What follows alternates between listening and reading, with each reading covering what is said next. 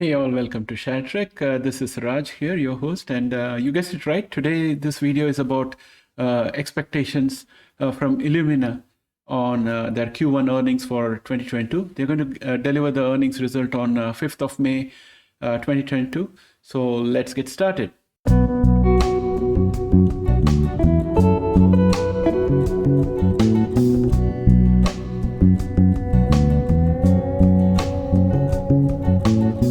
Here are some of the things that I wanted to highlight.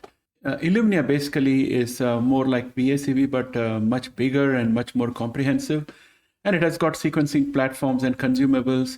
And the basic objective of the company is to get us close to personalized medicine, as close as possible. And that's what they're working towards. They have not only hardware platforms, they have reagent kits, consumables that will be needed on an ongoing basis, like cartridge and all that. They have software, which is pretty much like a ERP software. It allows to streamline workflow at lab for samples. It has also got base space variant interpreter, which could probably be one of the modules that helps speed up variant identification. So I saw a video from Illumina describing how this software works. It seems that on a regular basis, the lab technician would have to go through 2 or 3 hours of work cross-referencing various databases and green screens in order to identify a variant, and it's time-consuming process, and it's also prone to some errors.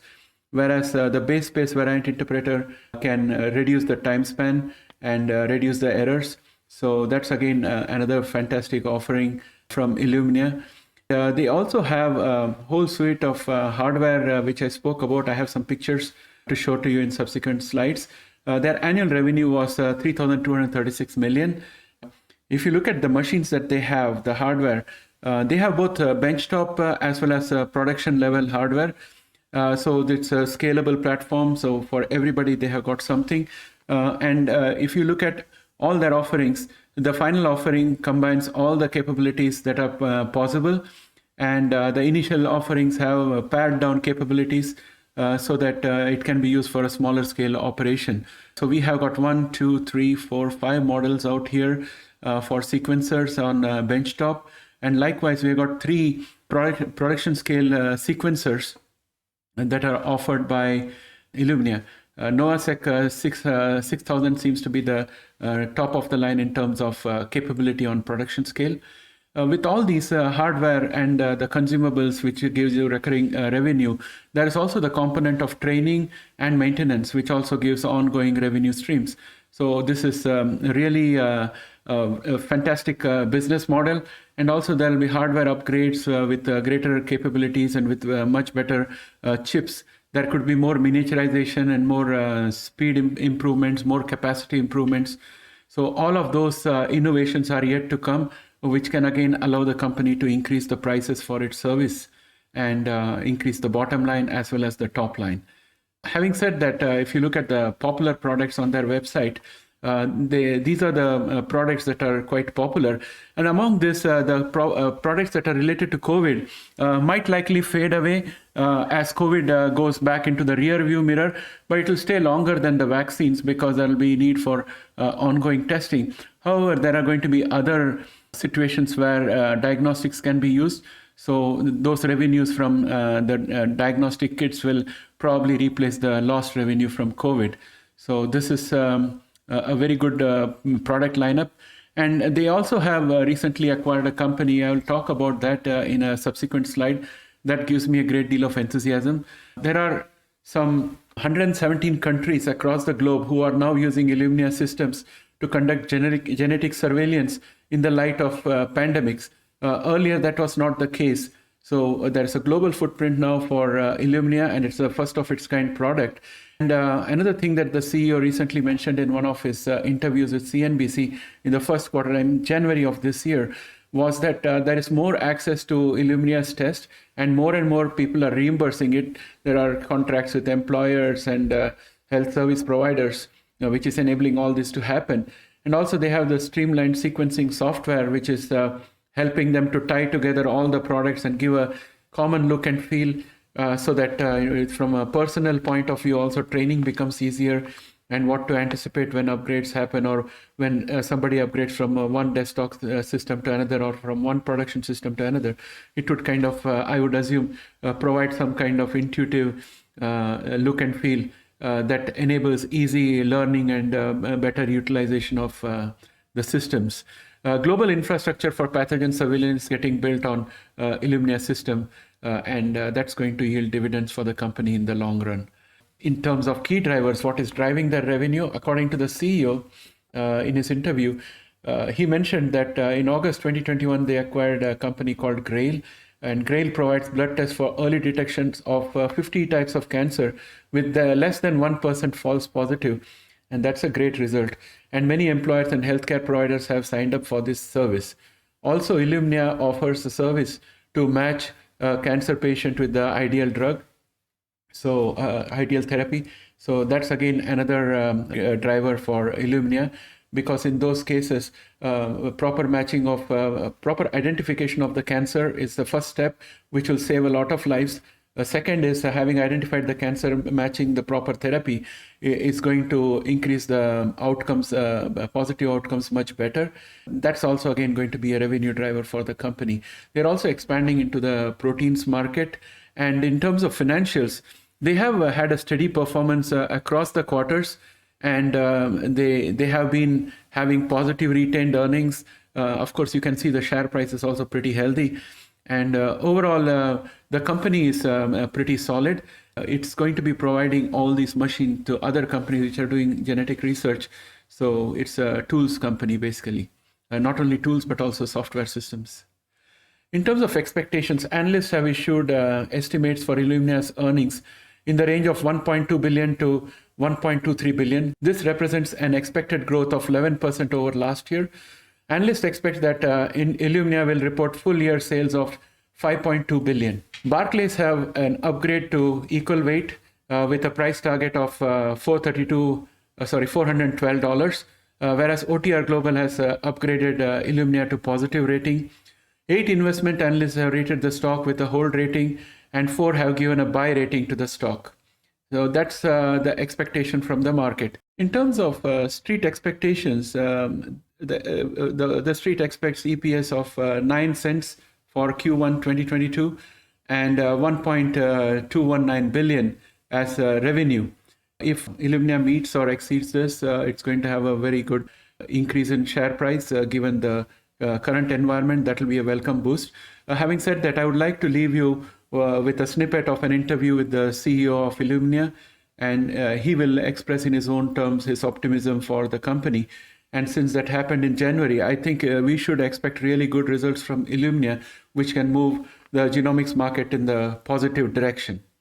With that, let me play the clip for you. Mel, thanks so much. And Francis D'Souza joins us now. Francis, it seems like that stock jump really came after your presentation at the JP Morgan conference, where you came out with guidance ahead of expectations. Tell us what's driving the outperformance beyond the street's expectations in the last quarter and the upcoming year. Yeah, hi, Meg. You're right. I think the street was pleasantly surprised by the strength in both the 2021 numbers, where we announced revenue that grew 39% over the previous year, and then the strength in the guidance for this year, where we guided for 14 to 16% growth, which was significantly ahead, I think, of where expectations were. I think a few things are playing out, and if you look at last year, every quarter last year, we ended up beating expectations, raising expectations, and then beating them again. So what we're seeing playing out is something we saw play out starting last year, where firstly, we're seeing an expansion of reimbursement for genomic testing. So last year, we crossed a milestone where there are over 1 billion people now around the world that have reimbursement for some kind of genomic testing. And that's continuing to grow. And we said that that expects to get to 2 billion in a few years. So a lot more people have access to genomic testing, whether it's to select the right therapy for cancer or for genetic disease testing for the 5% of the population that has genetic diseases or NIPT. And that's probably one of the biggest drivers of the growth in our core business, just more access to the tests through expanded reimbursement. Well, of course, another area where your technology is used and that I like to ask you a lot about is the sequencing of different variants and the tracking, the surveillance of what's going on with this pandemic. You noted in your presentation, today marks the 2-year anniversary that the first sequence of the coronavirus was posted online from China, from folks who were using Illumina's systems and technology. How would you grade the kind of genomic sequencing and surveillance we've ramped up since then? Is it where it needs to be, or does that have further to go? Yeah, well, Meg, it's hard to believe, you're right, that it's been 2 years since the researchers in China identified SARS-CoV-2 and sequenced it using Illumina machines. And, we've come a long way in terms of, before that, almost nobody had sequencing surveillance infrastructure in any country around the world. And if you look today, over 117 countries around the world are now using Illumina to do genomic surveillance for COVID. So we're making a lot of progress, and some countries are well ahead of others. I think the UK started in the spring of 2021 and laid out the first genomic surveillance infrastructure in the world, and other countries are catching up, but they're catching up quickly. And if you look even in Africa, for example, you now have sequences from 51 out of the 54 countries in Africa. And so we're laying a global infrastructure for pathogen detection. That's going to be essential in terms of helping us get out of this pandemic. But equally importantly, it's laying an infrastructure for global pathogen surveillance that'll help us identify future outbreaks more quickly. And that could be the next coronavirus, it could be emerging antimicrobial resistance, or it could be a bioterrorist attack. And although we won't be able to prevent future outbreaks, we should commit to making this the last pandemic. And genomic sequencing is an essential part of that. Well, amen to that. I also want to ask you just about the sort of future of Illumina in terms of you provide a lot of tools for doing all of this work, but you also provide products like Grail's Gallery early blood cancer detection, not blood cancer, but blood tests to detect early cancer. Should we expect more from Illumina along that front in the future, actually developing products to offer? Yeah, I think one of the things that probably investors would like from the announcements we made is that, as you point out, the opportunity set for Illumina continues to grow, because genomics is emerging as a fundamental tool for so many areas of healthcare. We're used today in cancer to match cancer patients to the right treatments, in genetic disease diagnosis. We're used in non-invasive prenatal testing. We're used to fight infectious disease like this pandemic. But the number of areas continue to expand where genomics can add value. We're doing research in cardiovascular disease and how genomics can play an important role there. We're also expanding into the proteins, the proteomics market, through our announcements with SomaLogic today. So the number of markets that we're addressing continues to expand. And as you pointed out, one of the more exciting ones is the market we're addressing with Grail. So last June, Grail launched Gallery, which is the world's first multi-cancer early detection blood test. So it's a blood test, and it's on the market now, that you can do that'll tell you, that can help detect one of 50 different types of cancer. Now, 45 of those cancers, like pancreatic cancer, for example, some really deadly cancers, have no other screen. And Grail has a less than 1% false positive rate. And so we announced today that, Grail is off to a really strong start, that they are signing up employers. They've signed up 11 employers, including U-Haul. I know we at Illumina have rolled the test out internally to our employees. They signed up a number of healthcare providers. So last year, there were 1,500 prescribing providers of the Grail test, to people to use it as a screen. In addition, they've signed up some healthcare systems. So they announced the Knight Cancer Center today. That's part of the OSHU up in Oregon. And the Knight Cancer Center joins other partners like the Mayo Clinic and the Cleveland Clinic that are embracing the Grail test. And so real strong traction of that test in the market. Now, we know catching cancer early can make a big difference in survival rates. And so there's a lot of excitement about how a test like Grail could help save lives going forward. And the fact that it's got good early traction, exceeding expectations that investors had, I think was very well received. So as you saw the interview with the CEO of Illumina, he gave that interview in the middle of January of 2022 this year. So whatever he said is very much pertinent to what we can expect in Q1 2022. I thought he sounded very upbeat, and I think that he was stressing on the strength of Illumina, on the fact that they have the scalable platform and also the global penetration into 117 countries, forming the front line of handling genomic surveillance. and preventing pandemic. So that's a very strong position for this company. It can kind of build a moat around the company when it comes to this technology.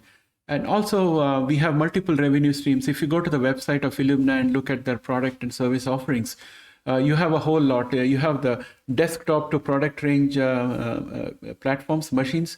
Then you have software system, which are very sophisticated, just like ERP does work for manufacturing companies or big companies. We have a workflow for managing the genetic analysis. And there is also variance identifying modules. There is training component. There is maintenance component. And again, as they increase their installed base, in future, if they come up with better versions of the same products, you have a captive market which will go for an upgrade. So this builds as the foundation for future business in the coming years. That also has to be kept in mind. Again, the software could be upgraded and it can be offered in a subscription model. So those kind of revenues also accrue. So I think overall, the company is moving the right direction with the right product mix, the breadth and depth of the product, as well as future potential. So I'm thinking that this company is going to be a great long-term hold in anyone's portfolio, and it's going to benefit from the entire quantum of work that is happening in gene therapy field, because most of those companies would use these machines. So with that, I would like to bring this video to an end. I would like to know if you have Illumina in your portfolio. I don't, but I would definitely like to buy at these prices. Please put in the comment what you think about this video and what are your expectations for earnings for Illumina. I'll see you again soon tomorrow. Bye for now.